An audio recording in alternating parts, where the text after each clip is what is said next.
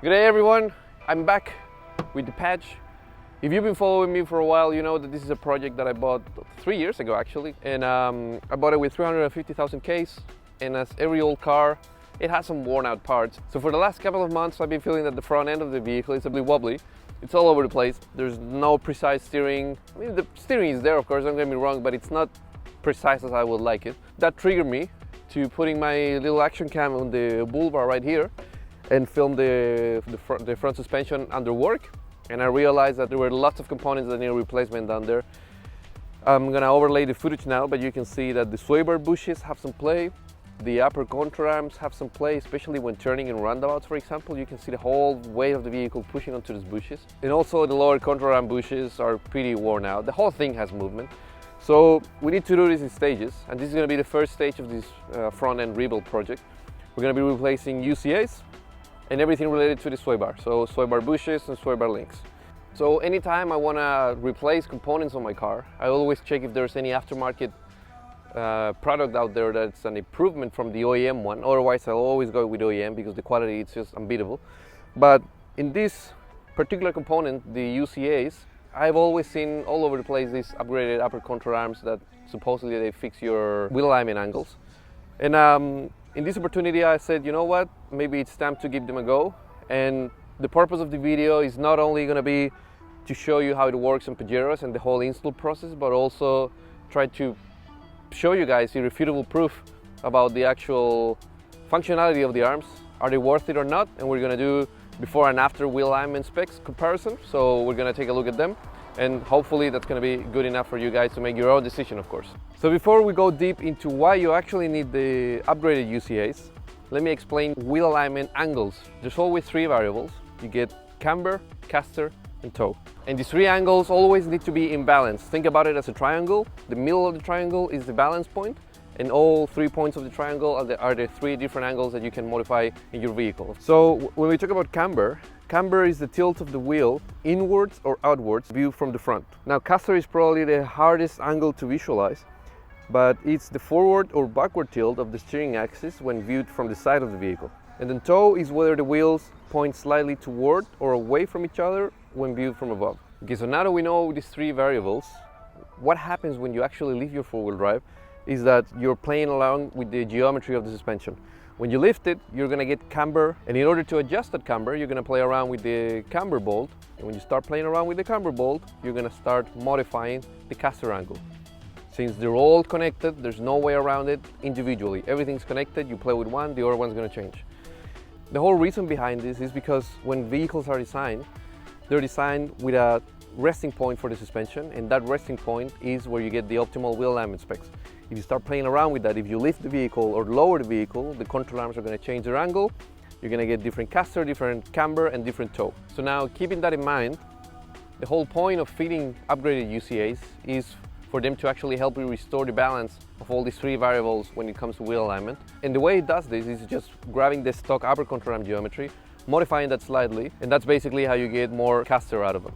Now the other big question, why I went with Super Pro, there's three reasons here, but the main one in my opinion is the fact that they are ADR compliant. That means that they have been engineered, and absolutely every little bit of the engineering behind it, like the welds, the quality of the flanges, everything has been certified. So that gives me extra peace of mind when it comes to four-wheel driving. I know that these things aren't going to fail. And also, if you do get into an accident, hopefully not, but if you do get into an accident and if there's an ongoing investigation and your arms, for example, are not ADR approved, you may get into trouble. You can lose insurance coverage, and they can also defect the whole vehicle for that purpose. So very important to stay with ADR approved components. I know there's heaps of people out there running 3 inches lift and things like that, and probably control arms that are approved are not going to make a difference because their vehicle's already illegal. But anyway, and also the quality of the bushes that they come pre-fitted as well, which are high quality poly bushes. And the third reason, of course, very important, looks. These things are bloody hot, they look very sexy, and the blue stands out really well. And I reckon they go pretty well with the Davos coils as well, with a little teal and purple finish. I love it. So before we jump into the actual install process, I'm also going to be replacing the sway bar links with heavy duty links. These ones are adjustable. They're also from Super Pro. They're way thicker compared to the stock links. And why do you need them to be adjustable, you may be wondering?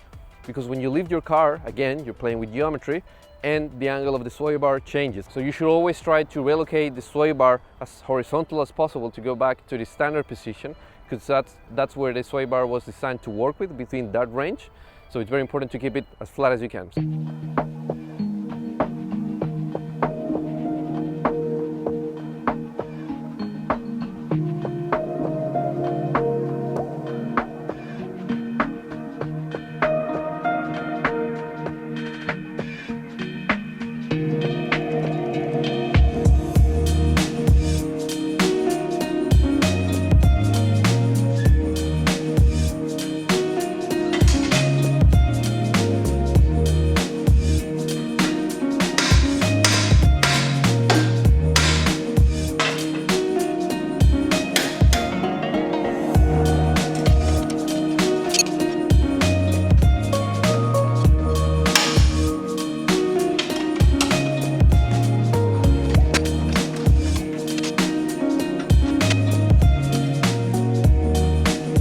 So here I'm cleaning the subframe as much as possible, just because I'm a bit of a cleaning maniac. It's also good to identify if there's any rust or anything like that in the subframe itself. It's very important to clean the upper ball joint mounting point onto the knuckle.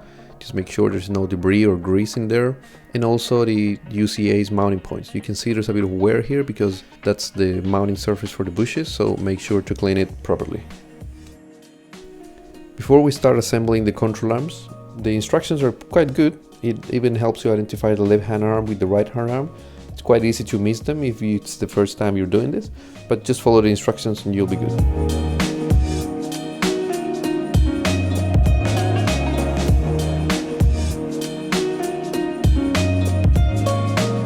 So it's time to fit the ball joints now. And I actually had an OEM one laying around, just a spares, you know how I am. I never fitted these ones, of course, brand new. And I realized that both ball joints are, I think, identical in terms of measurements. The quality constructions of these ones look really, really good. I don't think they're gonna fail anytime soon, but just in case, when they do, I'm happy to know that I can replace them with OEM ones. As you can see, they just fit right here, put the bolts right through, and that's good to go. But for now, I'm just gonna be fitting the provided ones with all the 3 bolts, and this one can go back into its little Mitsubishi bag. Put a bit of thread lock in there, just in case, you never know. I'm surprised that they're actually 12.9. I didn't expect them to be that high, but that means they're good. They're not gonna fail or shear or anything like that. So just hand tighten them. There. And once they're in the car, we're gonna have to torque them down to 30 Newton meters. There you go, that's one assembly done. It's pretty bloody sexy.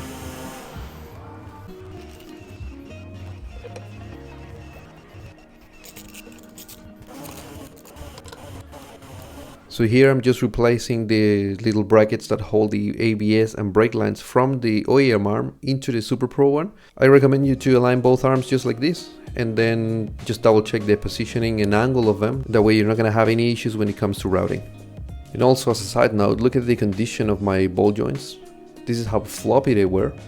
And the new one, when you try to move it, it just moves the whole arm. Ball joints shouldn't move like this, so if yours do, it's a good time to replace them. So I missed something super important, and I even had the arm in place already. Look at what it says there. Remove inner steel tubes and grease bushing internal diameter with supplied grease. Grease bushing side face also before installation. So this little fella has to come out of the inside, and it has to be greased as well. You can grab one of the stock bolts, put it in there, use the other bolt super gently. Just some gentle taps, and the actual head of the bolt goes right through it, so that's pretty handy if you ask me. Now grab some grease again, there you go, lubricate the entry of it, and it's going to carry the bush and the grease all the way through it. You just jam it in there and then press it again with your hydraulic presses. And now actually grease the face of the bush, both sides. Like I said, I already did this before. I actually filmed it and everything, but I completely missed this very important step, even though it's clearly indicated in the instructions. So that's My bad. Very good info. Now we can jump into the car, fit these beautiful things, and put the bolts right through it.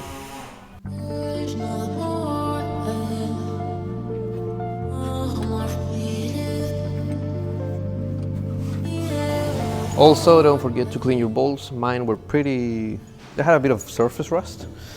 So just clean them quickly using the wheel, and there you go. Since we already opened the tabs, it's super easy to fit them through.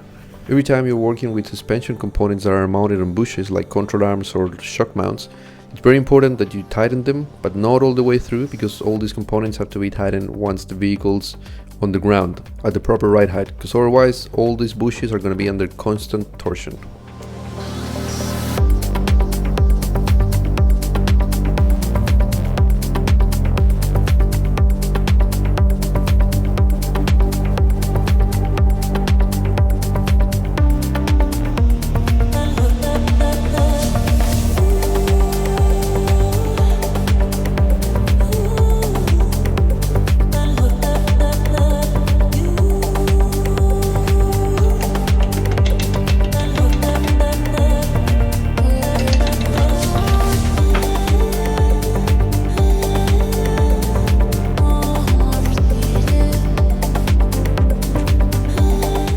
Jump onto the torquing of the 3 bolts. 30 Newton meters, like Super Pro specifies. So there's 1, 2, 3. Done.